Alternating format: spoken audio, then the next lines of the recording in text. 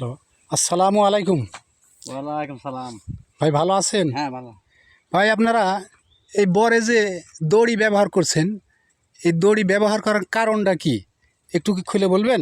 দড়ি ব্যবহার করা আপনাদের এই যে বাঁশের হ্যাঁ, কাজ করলে খুব বেশি দিন লাস্টিং করে না, তো দড়ি দেওয়া মনে হয় বেশি দিন লাস্টিং করবে, টিকসই হবে। টেকসই হবে। এই জন্য এই দড়িটা ব্যবহার করে দেখতেছি, দেখি দড়িটা আমার কেমন ব্যবহার করে কেমন টিকে। যদিও দড়ি ভালো টিকে, তাহলে আস্তে আস্তে সব সব দড়ি দেওয়ার চিন্তা ভাবনা হ্যাঁ, হ্যাঁ। আছে মনের ভিতরে। ও, আর মনে হয় আমার মনে হচ্ছে যে মনে হয় এই আপনার ওয়াশির খরচ অত্যধিক হওয়ার কারণে এই বিকল্প ব্যবস্থা। খরচ অনেক বেশি, এই জন্য এই বিকল্প ব্যবস্থাটা করতেছি, দেখি কি ঘটে। বা যদি খরচের সেই প্রসঙ্গ খুব ভাল লাগে, তাহলে দড়ি দেয়াই। আচ্ছা, সাশ্রয়ের জন্য আপনারা এই প্রযুক্তি ব্যবহার হ্যাঁ করতেছেন। হ্যাঁ হ্যাঁ হ্যাঁ, পূর্ব পরিকল্পনা হ্যাঁ পুরো যে কিভাবে ব্যবহার করলে বা এই ওয়াশির পরিবর্তে কোনো দড়ি ব্যবহার করলে সাশ্রয় করা যায় কিনা, আর এই কারণেই হয়তো এর উদ্যোগ নিয়েছেন। হ্যাঁ। আচ্ছা, ভালো উদ্যোগ। আর এই বরের আপনার মালিককে? মালিক আব্দুল মান্নান। আব্দুল মান্নান। ওয়ালাইকুম সালাম। আপনি? হ্যাঁ, আমি মোহাম্মদ আব্দুল মান্নান।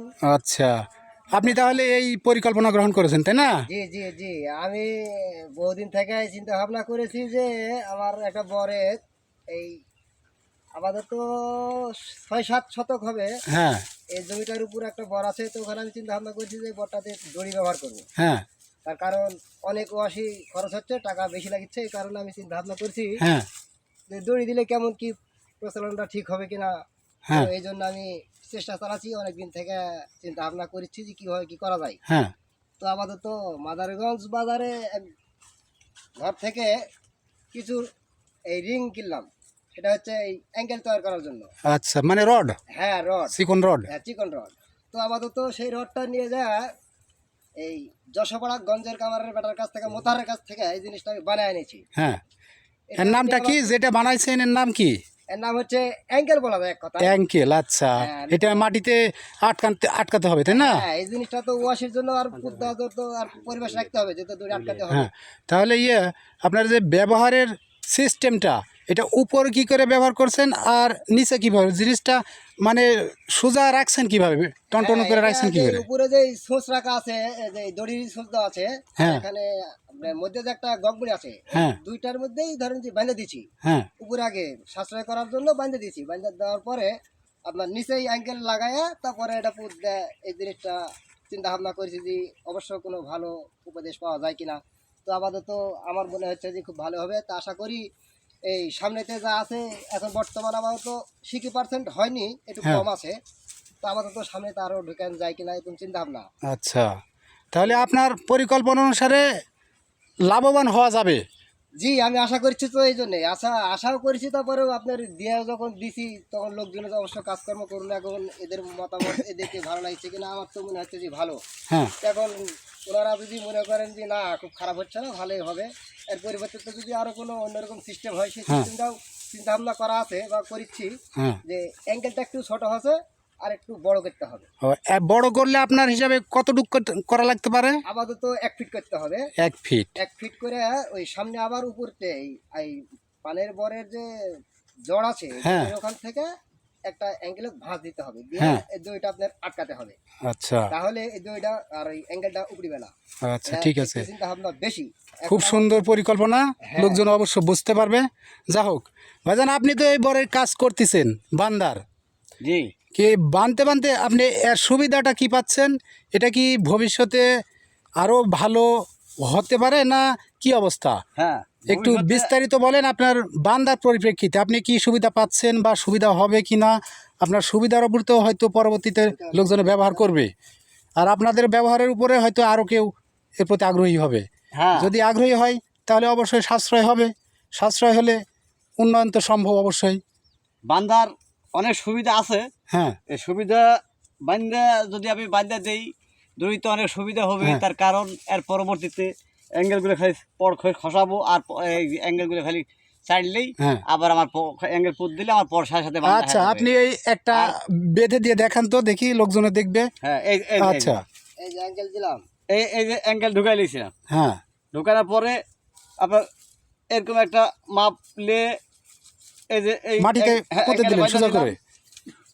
এই যে এই সোজা করে পুঁতে দিলাম, এই যে আচ্ছা হ্যাঁ, আর সুন্দর উপরে সুন্দর হয়ে গেছে। উপরে আপনার এই যে উপরে কি গগমুড়ির সাথে বেঁধে দিয়েছেন। সাউন্ড দিয়ে দিছি, আমরা দেখা যায় যে দড়িকে সাউন্ড বলি, হ্যাঁ সাউন্ড দিয়ে দিছি, সেই দড়ির সাথে ওই মাথাটা আমাদের বেঁধে আটকাই দেওয়া রেখেছে। হয়েছে। তাহলে এখন মাঝখানে কি করতেছেন? মাঝখানে যে এমনি একটা আরবাতার বলে ওয়াশি থাকে, এই হ্যাঁ। ওয়াশি দিয়ে এই দড়ির এখানে বেঁধে দেওয়া হচ্ছে, তাহলে দড়িটা আর ওই বেশি নড়বড়ে হবে না, দৌড়াবে না এইদিক ওদিকে। হ্যাঁ আচ্ছা খুব ভালো, পরিকল্পনাও খুব সুন্দর। আচ্ছা আপনার পাশাপাশি আরও যারা কাজ করতেছে দেখি তাদের কাছ থেকে একটু জানাজানি করি আসলে তাদের কি সুবিধা অসুবিধা, কারণ একক মতামতে তো কোনো কিছু গ্রহণযোগ্য হয় না। হ্যাঁ হ্যাঁ আপনি একটু বলেন তো যে আপনার মতামত অনুসারে কি সুবিধা অসুবিধা বা ভবিষ্যতে কি আর ব্যবহার কি বাড়তে পারে না কি অবস্থা? অবশ্যই দড়ির ব্যবহার বাড়বে, এটা খুব ভালোই লাগছে। ভালোই লাগছে, সুবিধা হচ্ছে। অবশ্যই তাহলে কি লোকজনে ব্যবহার করবে এরকম মনে হচ্ছে অবশ্যই না ভালো হবে, অবশ্যই ব্যবহার করবে লোকজন, সাশ্রয় হবে তাই না? সাশ্রয়ের আচ্ছা সাশ্রয় হলে তো সবারই ভালো, যেহেতু এই ক্ষেতটা আপনাদের অত্যন্ত উপকারী এবং সবাই প্রায় এর উপরে নির্ভরশীল হ্যাঁ হ্যাঁ তাই না?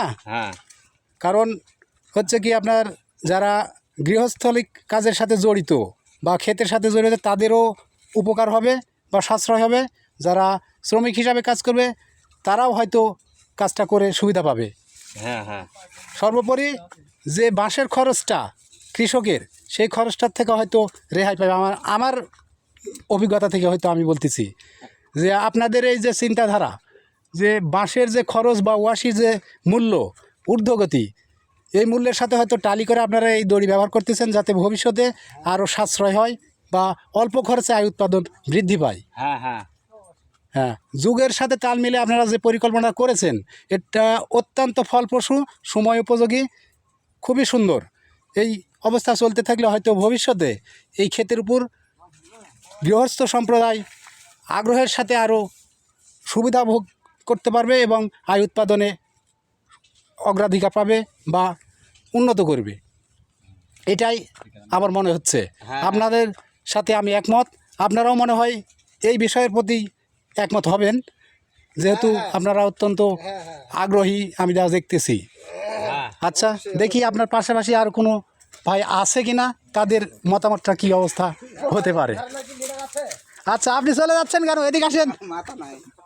হ্যালো সালাম আলাইকুম ভাই, ওয়ালাইকুম সালাম। কেমন আছেন? ভালো আছি ইনশাআল্লাহ, খুব ভালো। আচ্ছা দেখতেছি তো অনেকখানি আপনার এই পান বরজ, হ্যাঁ পান বরজের কাজও করতেছে অনেকেই, অনেক তাহলে আপনিও এই কাজটা করতেছেন দেখতেছি, হয়তো অনেক অভিজ্ঞতাও আপনার আছে, অবশ্যই কাজের উপর দেখতেছি আপনার খুব সূক্ষ্মতাও আছে, কিন্তু আসলেই এই যে ওয়াশি, আপনার বাঁশের ওয়াশির পরিবর্তে যে দড়ি আপনারা ব্যবহার করতেছেন, হ্যাঁ এর প্রতি আপনার কি মনোভাব বা প্রতিক্রিয়া বা ভালো মন্দটা একটু বিস্তারিত বলেন তো দেখি। আর প্রক্রিয়া, এই যে ওয়াশির পরিবর্তে যে আমরা দড়ি ব্যবহার করতেছি, হ্যাঁ এতে অনেক খরচ কমে যাচ্ছে। হ্যাঁ এই চাই জিনিসের দামপত্র বেশি, হ্যাঁ বিশেষ করে ওয়াশি ওয়াশির বাঁশ, দাম বেশি, এই ক্ষেত্রে আমরা দড়িটা ব্যবহার করতেছি যাতে সাশ্রয় হয়, যাতে দেশের সাশ্রয় হয়, আবার খরচ কম হয়, খরচ কম হয় আর অর্থনৈতিক দিক দিয়ে লাভবান হওয়া যায়। লাভবান হওয়া যায়। আচ্ছা খুব ভালো উদ্যোগ, তাহলে আপনার চিন্তা ভাবনাতেও হয়তো এটা খুবই ফলপ্রসূ হবে ভবিষ্যতে আশা করা যায়। আশা করা যায়। ধন্যবাদ।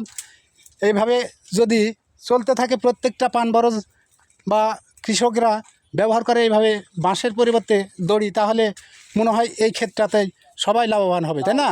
হ্যাঁ ইনশাআল্লাহ আশা করা যায় আচ্ছা লাভবান হবে। তাহলে ভবিষ্যতে আরও যারা পান ক্ষেতের উপর নির্ভরশীল এরা হয়তো ব্যবহার করবে আপনাদের চিন্তা ভাবনা তাই না?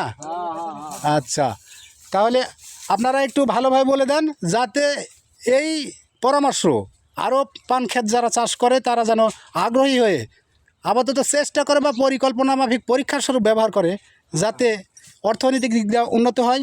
কারণ দেশের এক ভাই যদি উন্নত হয়, পাশাপাশি তার সহযোগিতা আমরাও পাবো, তার উপকার আমরাও ভোগ করতে পারবো। হ্যাঁ হ্যাঁ, সবাই উপকার হোক।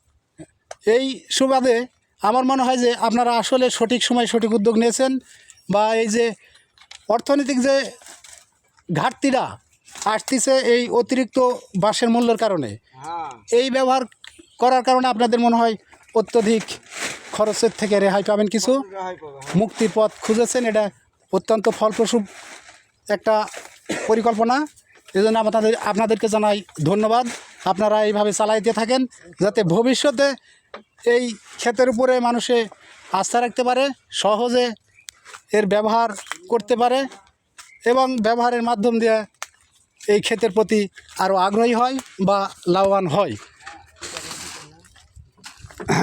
আপনাদের এই এলাকার নামটা কি ভাই, একটু ক্লিয়ার করে বলেন তো, যাতে ভবিষ্যতে যারা দেখবে বা দেখার পরে আগ্রহী হবে তারা অবশ্যই খুঁজতে পারে যে কিভাবে করলো আর না করলো, এটা তো অবশ্যই জানা দরকার। ভাই জি জি জি জি আপনি আব্দুল মান্নান নাকি জি, হ্যাঁ। শুনলাম? আচ্ছা, আপনার পুরো নামটা একটু বলেন তো।